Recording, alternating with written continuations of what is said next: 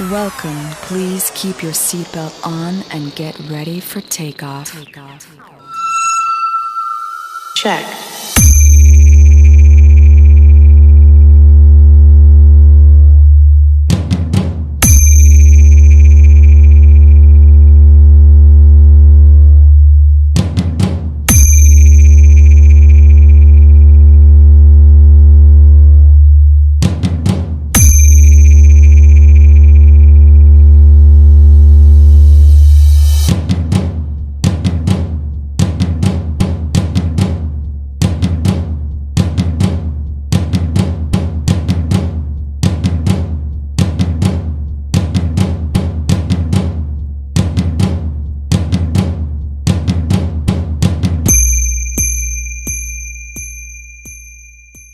Mixed by DJ Shashi Dhanbad. Speaker check.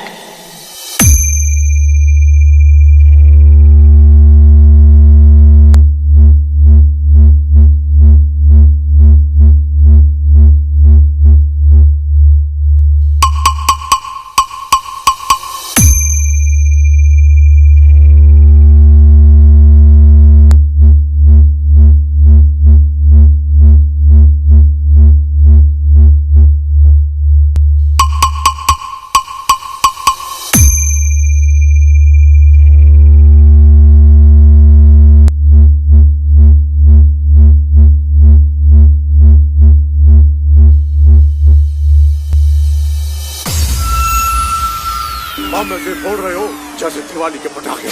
जिनकी रगों में खून की तरह बारूद बहता है वो मिसाइल भी पटाखे की तरह फोड़ा करते हैं।